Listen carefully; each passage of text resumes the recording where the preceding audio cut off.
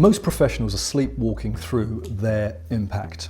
Not because they're not trying, not because they don't care, because they are communicating on autopilot. They're in their own heads, following their agenda, delivering their content, while the audience sits in a completely different experience, one that no one is reading. Today I want to change that for you. Let me tell you about a Tuesday morning that changed everything I understood about self-awareness. My son was 10 years old. We were doing his ADHD assessment virtually. Him at the screen, me beside him. The assessor started asking questions. Do you find it hard to follow conversations when there's background noise? My son said yes, and I thought, that's me. Do you start lots of things and find it hard to finish them? My son said yes, and I thought, that's absolutely me. Do you find your mind wandering even when someone is talking directly to you? My son said yes, and I thought, painfully undeniably, me. That morning I understood something I had spent over 40 years operating without. I had ADHD, and what I had built elaborate coping mechanisms around, including, I can now see clearly, using alcohol to quiet the mental noise. This wasn't a personality flaw, it was neurodivergence. Understanding this set me free. I became alcohol-free. I stopped fighting my brain. And I started designing my life around my actual neurological reality. But here's what I want you to take from this.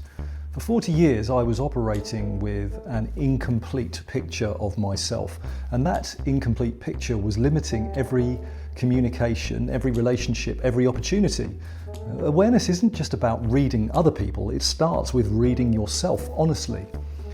Here's a question I ask almost every leader I work with. How do you actually come across? Most give me one of two answers, either pretty well I think, or I have no idea. Both are a problem.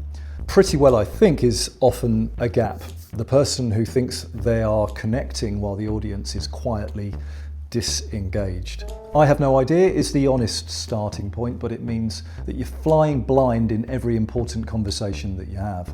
Research consistently shows that we are not objective observers in our own communication. We experience ourselves from the inside, other people experience us from the outside, and those are often very different experiences. Let me show you awareness in action at the highest level. Barack Obama was consistently praised as one of the most effective communicators in modern politics. Not because of his intellect, not just because of his preparation, because of his awareness. You watch him in town halls, watch him in unscripted moments. He is processing multiple sources simultaneously. The question being asked, the body language of the person asking it, the energy of the wider room, his own internal response. And then he integrates all of it into a response that feels genuinely present, not scripted, real. That is second circle energy. That's awareness in practice.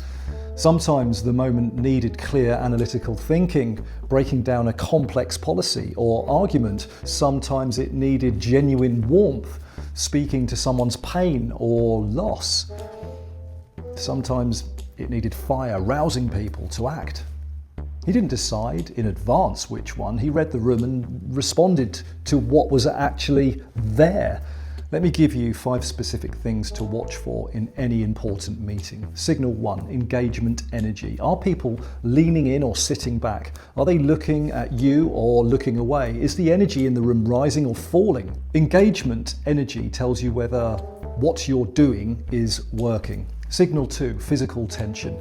Crossed arms can signal resistance, but also cold or discomfort. Don't assume, investigate. A simple check-in question reveals more than any interpretation. Signal 3, questions asked. The questions people ask tell you where they actually are in their thinking.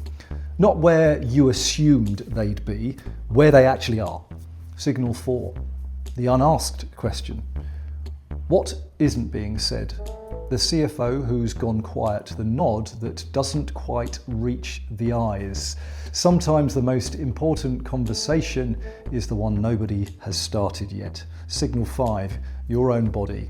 What is your nervous system telling you? Not the anxious chatter, the deeper signal. Something feels off, or something has landed, or there's more here than what's visible. Trust it, then check it with a question. Here's something I want you to do that you probably don't want to do. Record yourself on video with audio in a low stakes situation first. Watch it back with the curiosity of a friendly coach, not the harshness of your own worst critic.